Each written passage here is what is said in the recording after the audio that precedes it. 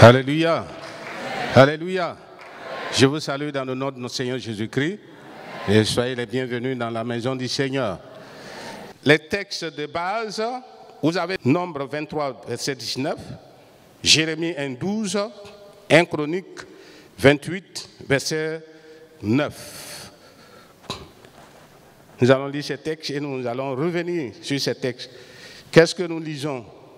Qu'est-ce que nous voyons?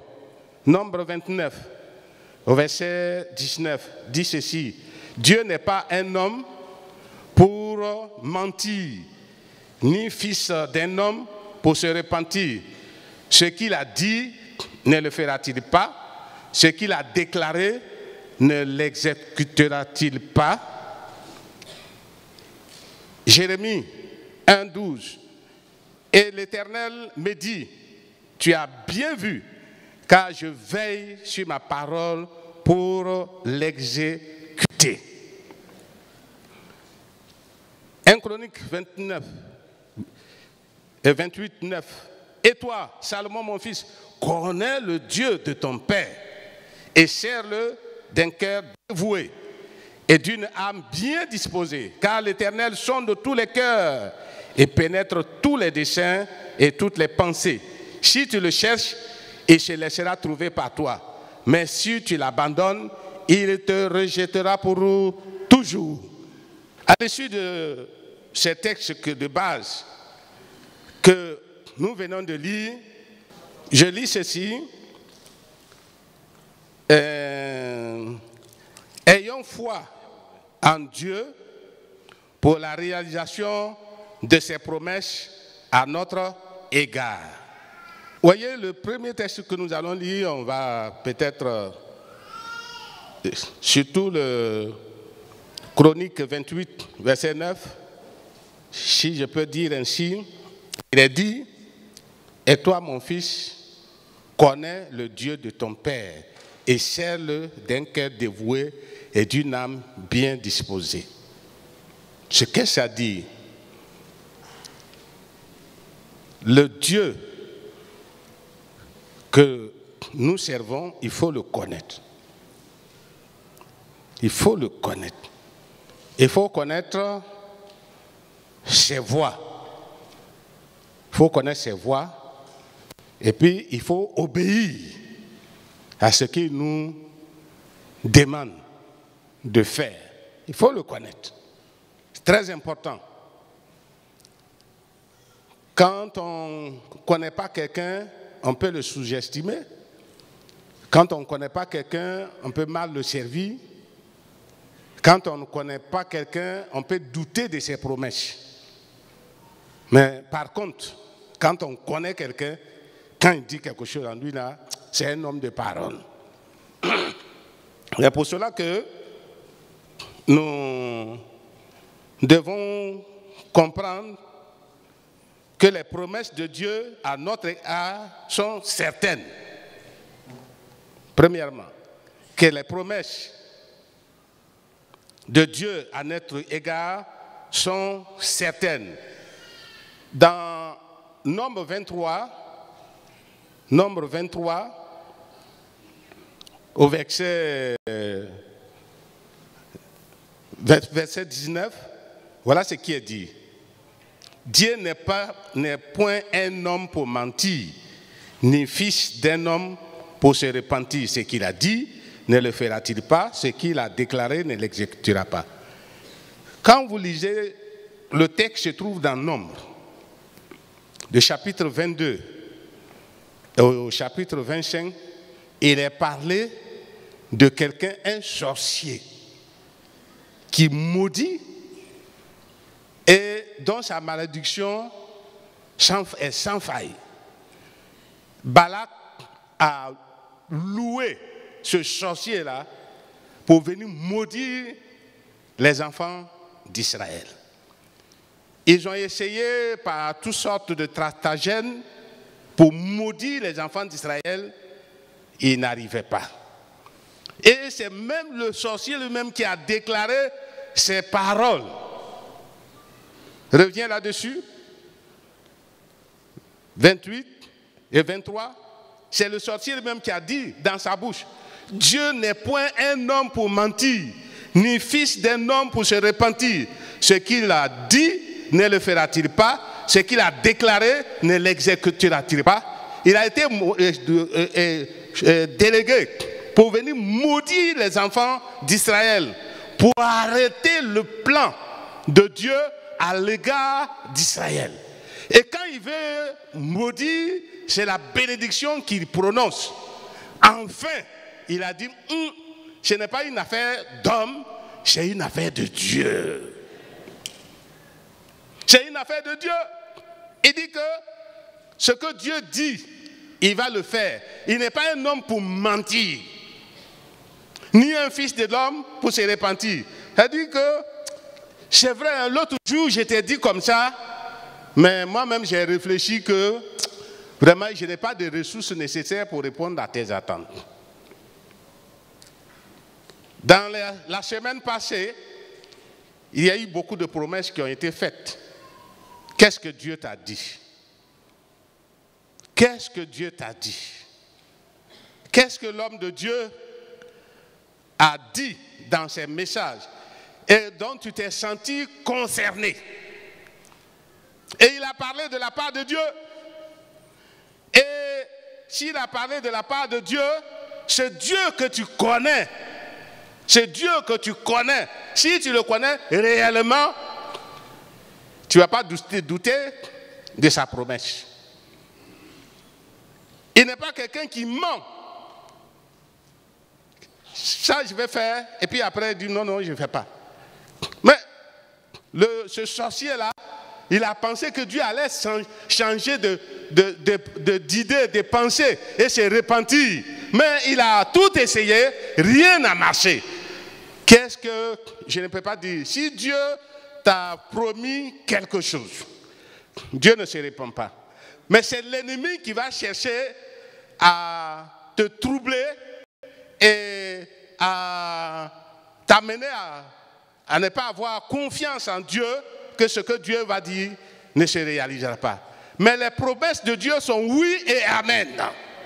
Et si réellement Dieu t'a promis quelque chose, c'est vrai, les jours se sont écoulés et les temps dans lesquels nous sommes, peut-être que tu as des inquiétudes, tu as des doutes. Mais je dirais que si tu le connais là, si tu le sais là, ce qu'il a dit, il va le faire, il va l'exécuter. Que son nom soit béni. Savoir, comprendre que les promesses de Dieu à notre égard sont certaines. Prends ça comme vérité. Prends ça comme quelque chose qui va se réaliser, qui va s'exécuter. Ça dit que, on parle souvent de bureau exécutif. Exécuter, ça dit que les décisions qu'on prend là, alors il s'en va.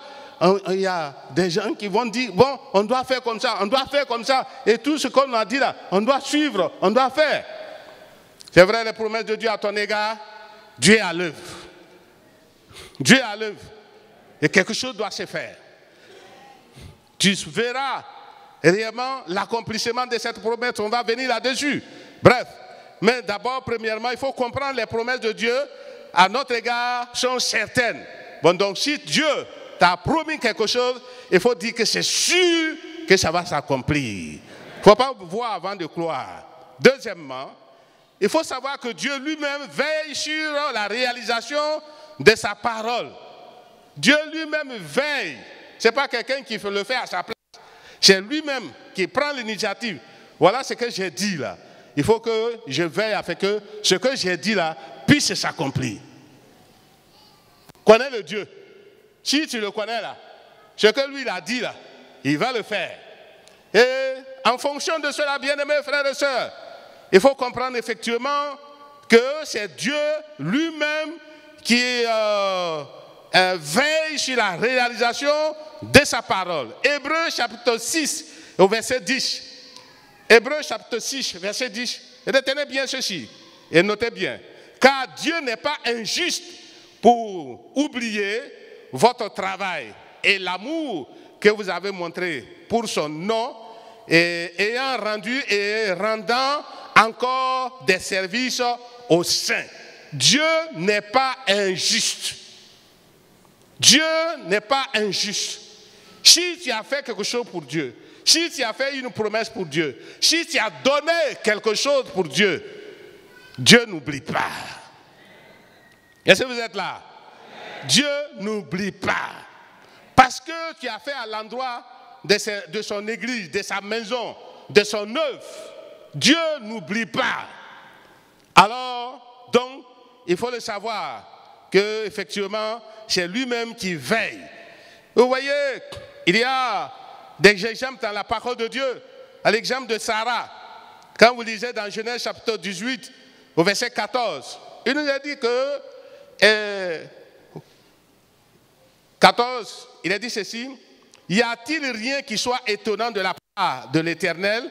Au temps fixé, je viendrai vers toi à cette même époque, et Sarah aura un fils.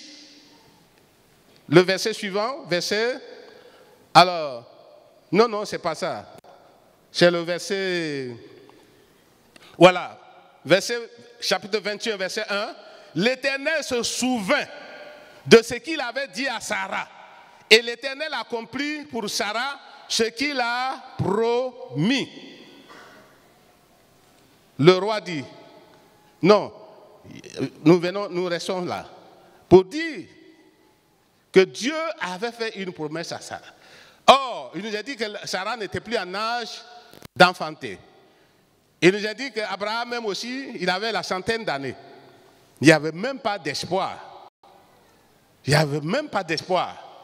Mais ce que Dieu a dit là, à Abraham, mais des jours se sont passés. C'est là qu'il s'est précipité et il a eu Agar. C'est cela qui a créé des problèmes, qui continue à créer des problèmes. Mais Dieu a dit que ce n'est pas l'enfant d'Agar qui va hériter de son royaume, mais que c'est son fils Isaac qui sera sur le trône. Et au moment opportun, mais Isaac est venu parce que Dieu avait fait la promesse. Dieu veille sur sa parole pour l'exécuter. Dieu veille sur sa parole. Sarah, effectivement, dans sa vieillesse, a pu avoir. Bon, ça, si on veut aller trop, nous voyons que le pasteur même qui a fait, comment on appelle, le séminaire, est un exemple palpable des trompes qui ont été enlevées et elle a fait 2 enfants. Après cela, qu'est-ce qu'on peut douter de Dieu? Pour dire que Dieu veille sur sa parole. Les gens ont lancé un défi et toi-même tu fais ceci et tu fais les autres en des enfants. Et toi-même. Dieu n'a qu'à faire. Mais on ne lance pas de défi à Dieu. Hein. Dieu s'est révolté 2 enfants. Tous les scientifiques qui sont au bout de la médecine, on est d'accord, quand sans trempe, on ne fait rien. Mais avec Dieu, tout est possible. Alors, il avait dit qu'il y aura des Samuel et des Samuela. C'est dit ou c'est pas dit? Il y aura des Samuel et des Samuela. Marquez ça dans votre agenda. Il y aura des Samuel et des Samuela. Toi aussi, tu vas appeler pour toi là, Samuel ou Samuela. Samuela, ça veut dire que c'est une femme. Est-ce que vous croyez que Dieu peut faire ça? Est-ce que Dieu va se souvenir de vous? Est-ce que vous connaissez du Dieu qui est capable d'exécuter ce qu'il a dit? Alors, il y a un autre exemple. C'est l'exemple de Joseph. Joseph, là, il a été mis en prison, injustement. Et puis, dans la prison, il a trouvé des ouvriers du roi qui ont eu des songes. Ils sont venus lui expliquer. Il a dit, vous là, dans 3 jours, vous allez sortir. Il a dit à un, toi, on va t'exécuter. Il a dit au deuxième, toi, on va te rétablir sur tes fonctions. Sur ta fonction. Tu vas servir encore le roi. Et le temps étant accompli, donc celui qui est sorti, l'autre qui est sorti là, on l'a tué. Et le deuxième qui est sorti, Joseph lui dit, toi là, toi tu vas le servir, mais parle de moi au roi. Parle de moi au roi. Je suis venu ici là, je n'ai rien fait d'injuste, de mauvais, pour que je puisse sortir. La Bible dit que quand ce dernier il a eu la liberté, il a oublié. Il y a des gens dans les services, ils ont des problèmes, des difficultés. Peut-être vous les avez aidés, ils ont accédé à un pouvoir. Maintenant, ils vous oublient. Vous avez noué des amitiés, des camaraderies avec eux pour qu'ils puissent vous aider. Malgré tout ce que vous avez fait, ils vous ont oublié. Mais la Bible dit que le roi a eu un songe. Il n'y avait personne pour expliquer le songe. C'est en ce moment qu'il s'est rappelé. Ah, je me rappelle, dans la prison là, il y a voilà ce qui s'est passé. Voilà, et puis tout ce qui s'est dit là, ça s'est réalisé. On a dit, allez-y le chercher. Les hommes peuvent t'oublier, mais Dieu ne t'oublie jamais. Dieu ne t'oublie jamais. Quelle que soit la complication de la situation, Dieu veille sur sa parole pour l'exécuter. Alléluia. Et un troisième personnage que nous connaissons, c'est Mardoché. Mardoché aussi, c'est très clair. Mardoché, il y a quelqu'un qui a monté un coup contre le roi dans le livre d'Esther. Et c'était un coup d'État.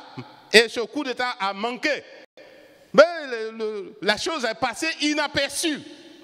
Et puis, donc, quand la situation commençait à être difficile, on a appelé, je ne vais pas rentrer dans tous les détails, on a appelé Mardoché, et puis on a demandé, mais quand, comme on appelle, Mardoché a détecté le coup d'État, qu'est-ce qu'on a fait pour lui?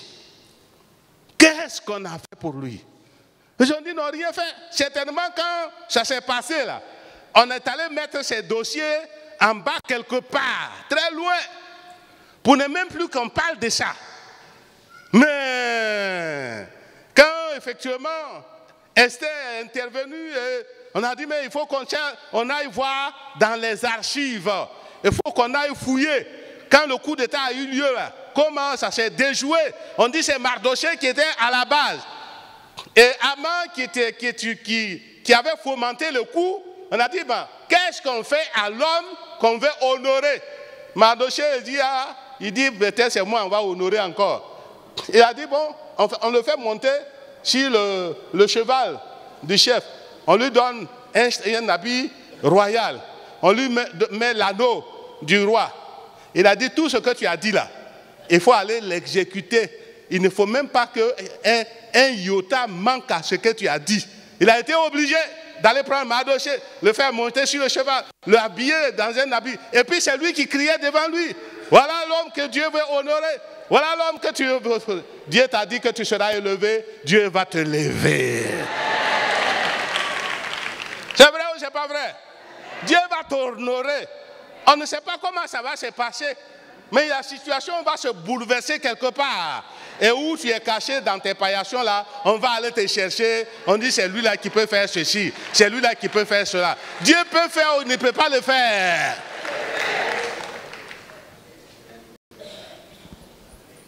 Que le nom du Seigneur soit béni. Donc, raison pour laquelle, bien-aimés, frères et sœurs, Dieu, que c'est Dieu lui-même qui veille sur la réalisation de sa parole. Troisièmement, quelles sont les actions pour voir les promesses de Dieu s'accomplir? Quelles sont les actions? C'est-à-dire, qu'est-ce qu'il faut faire pour qu'on voit les actions de Dieu se réaliser? Il y a une part de responsabilité à notre niveau.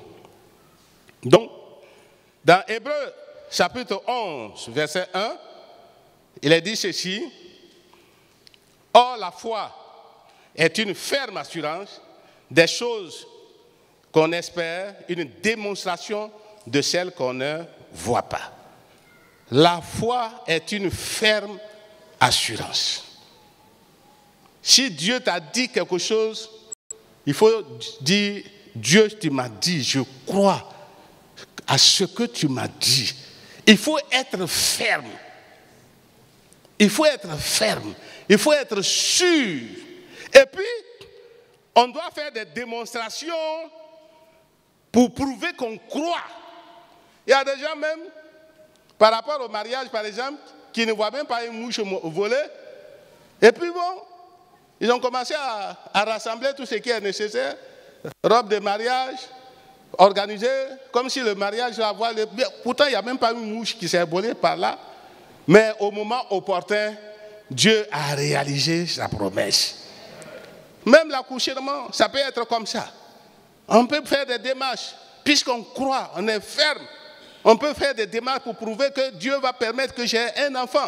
Il y en a qui ont préparé les trousseaux.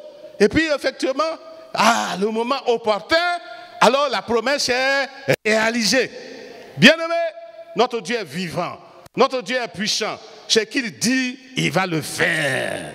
Alors, raison pour laquelle nous avons... Et il a dit, sans la foi, il est impossible de lui être agréable.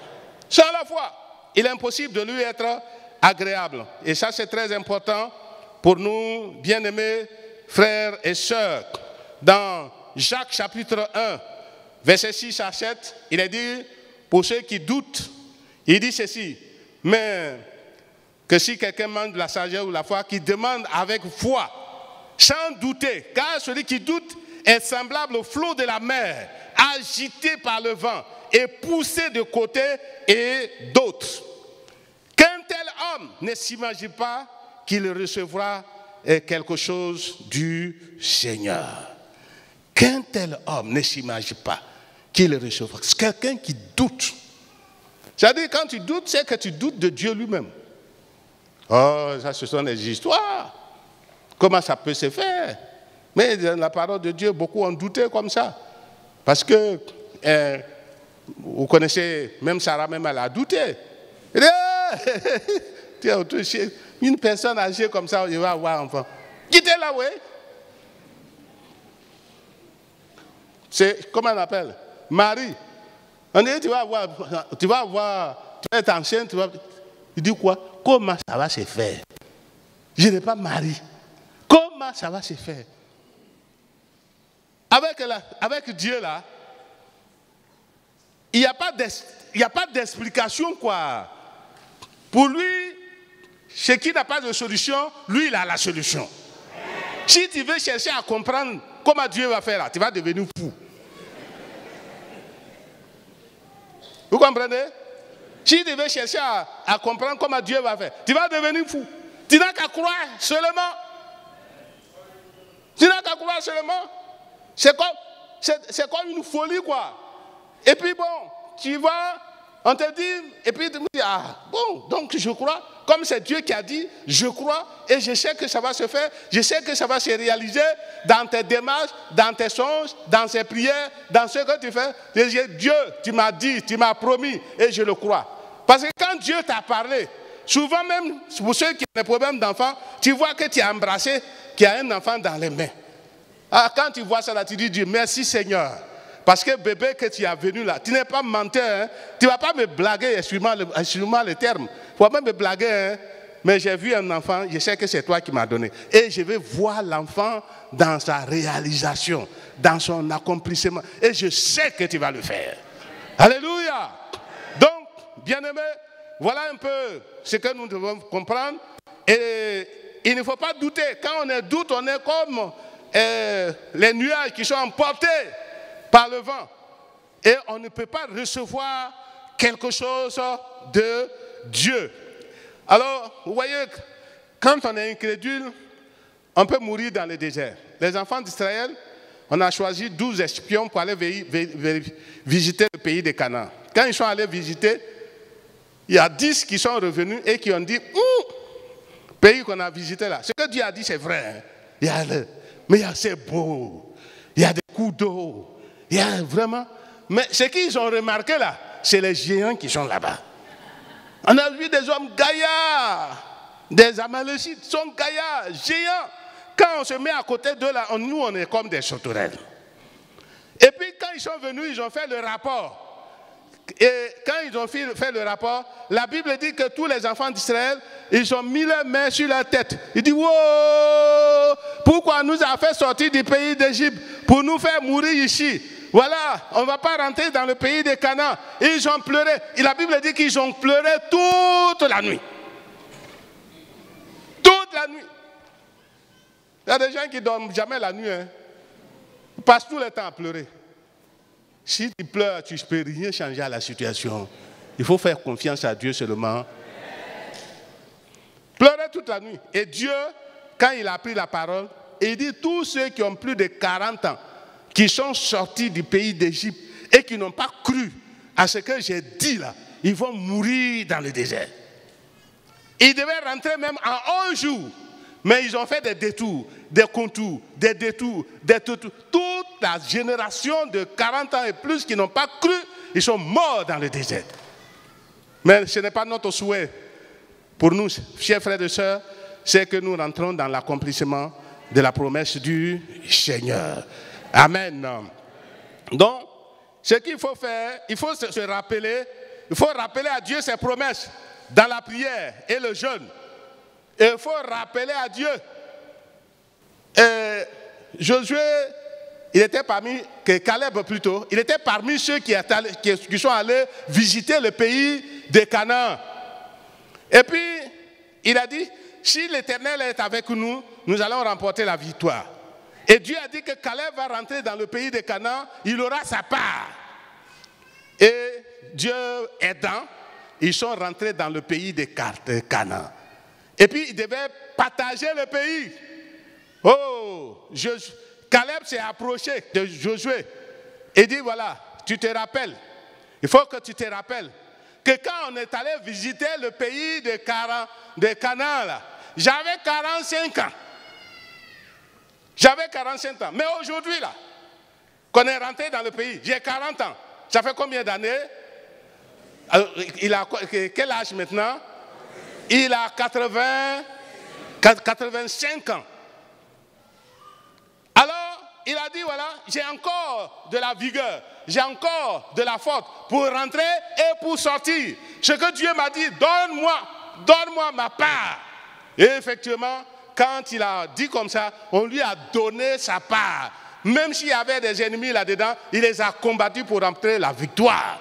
C'est pour cela que je voudrais vous dire, bien-aimés frères et sœurs, que ce que Dieu a promis là, il y a des moments, il faut rappeler à Dieu. Tu te rappelles? Est-ce que tu te rappelles? C'est toi qui m'as dit que ceci va arriver, que je vais avoir travail, que je vais me marier, que je vais avoir enfant, que je vais avoir une position, que je vais avoir... Je te rappelle. Il va faire semblant comme s'il l'oublie. Mais si tu le rappelles là, il va réagir. Il faut persévérer.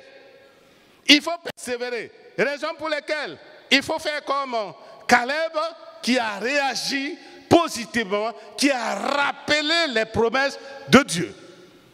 Si il y a des problèmes, des difficultés, il faut rappeler dans tes prières, il faut rappeler partout où tu es. Dieu, tu m'as dit, Dieu, tu m'as promis. Et ce que tu m'as promis, je m'attends à ça. Il faut que je rentre en possession de ce que tu m'as promis. Tu n'es pas, comme nous l'avons vu au débat, tu n'es pas un homme pour mentir, ni pour te repentir. Tu ne te repens pas? Ah, ça ne te ressemble pas. Il faut lui rappeler cela. Même quand dans 2 Rois, 2 Chroniques plutôt, chapitre 6, verset 14 à 15, je vais paraphraser simplement. Israël, Dieu, c'est par rapport à Salomon. Salomon, il a dit à Dieu, ouais, la partie dit, il a dit à Dieu, ô éternel Dieu d'Israël, il n'y a point de Dieu semblable à toi. Dans les cieux et sur la terre, tu gardes ton alliance et ta miséricorde envers tes serviteurs qui marchent en ta présence de tout leur cœur. Tu gardes ton alliance. Alléluia. Tu gardes ton alliance. Il a dit, voilà, que Dieu a dit, il va mettre quelqu'un sur le trône. Il a dit, moi je suis là. Il faut que la promesse de Dieu se réalise. Raison pour laquelle, ne doutez pas, ne craignez pas. Si Dieu a fait quelque chose, c'est Dieu est un Dieu d'alliance. Et Dieu est un Dieu, quand il a promis, il faut l'accomplir. Il faut réellement, chaque fois, lui rappeler ça. Lui rappeler cela. Il n'oublie pas, mais il attend que tu lui rappelles pour prouver que tu as de l'intérêt, que tu veux la chose.